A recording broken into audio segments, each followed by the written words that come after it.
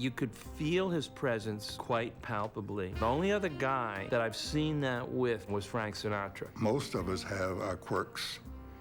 You know, we find what we like sexually. We find the kind of general type we like in females, and females have the same kind of thing. And so it's okay, you know, all the people out there, you know, don't pretend to be what you're not, because you're only what you are. And if you haven't found out, I hope you do before you die, because it'd be terrible to go to your grave and not know what really turns you on. This pipe used to tell me when to go to bed. Pipe would say, time to get up. Time for some smoke, Rich. Come on now, we're not gonna do anything today. Fuck all your appointments. Me and you just gonna hang out in this room together. Then finally, my old lady called Jim Brown up. She said, Jim gonna come over and tell you, fuck Jim Brown. Richard was one of the few people in life that ever hurt me. You know, he hurt my heart because I was genuine with him and I respected him. And I never thought that he would ever double-cross me.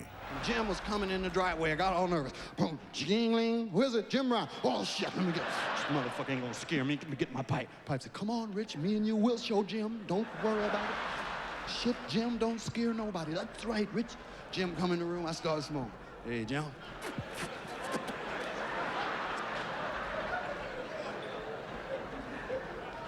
Jim say, what you gonna do? He's a guy that I really cared a lot about. I respected his talent, his mind, sensitivity. We connected beautifully, you know. I would be in and out of his life, but it was on the right level. No foolishness, you know, no drugs. Just a lot of respect and a lot of caring. And then when he burnt himself, I went into the hospital and his face was swollen up and he was talking in a whisper. And I just said, hey man, you want to live, you know? You want to live, let's go. Finally, tonight, comedian Richard Pryor is feeling better. Doctors at his Sherman Oaks, California hospital have taken him off the critical list. Pryor is responding well to skin graft treatments for burns he suffered at his home 3 weeks ago. As he got better, it seemed like he didn't want me around as much. I was suspicious that Richard felt guilty because I think Richard realized that he had not gotten over drugs. And then when he got out, I didn't talk to him for a long time. And then I think his daughter talked to him and told him that he hadn't even talked to his friend, you know.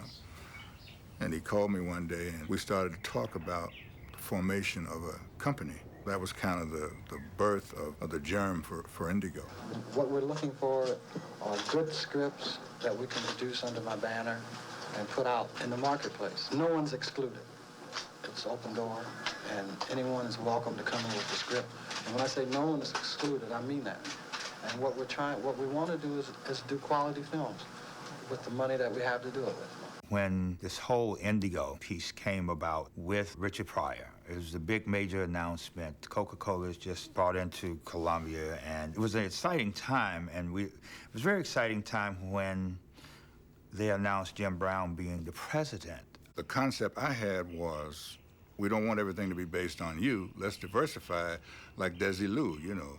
Desi Arnaz and Lucy understood how to take advantage of becoming producers and producing other people doing other things, being diversified. It's almost like you had an umbrella where African-American writers and filmmakers and producers and actors could come and, you know, and try and realize their dreams. Yeah, we had $40 million that we could do anything we wanted to do with. We could do those small budget films at our own discretion. I mean, we were getting calls from everybody. We had the story of Paul Robeson. You know what? Even The Color Purple came through.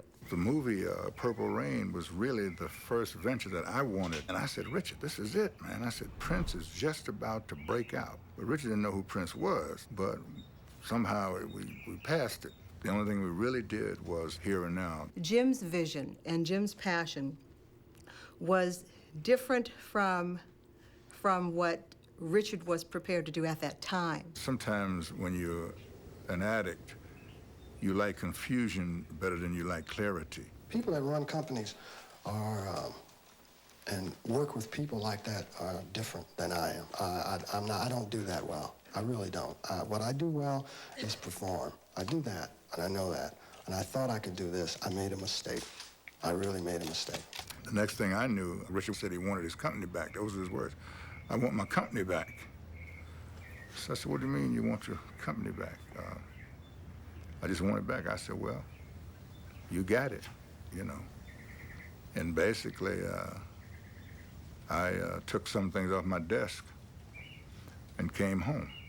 By the time that we took off after Richard Pryor and all this, he was so arrogant about he wanted to hold on to his stance, which, well, I fired him. I'm the one that did this. I'm the one.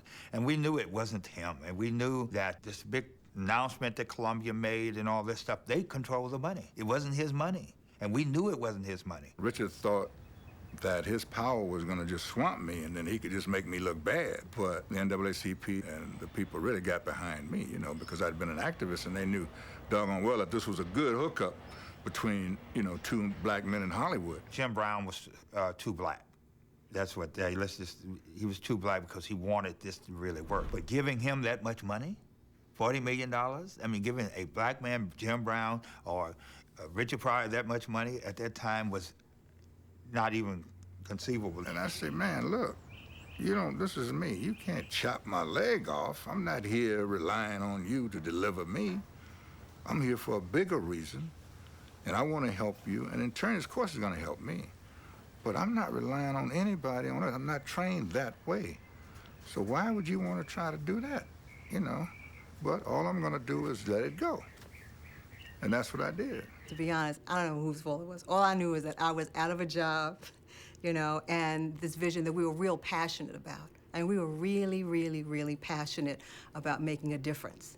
And not to be able to make that difference, you know, your dreams just sort of fall apart and you look up one day and just like, you know, what was the energy for?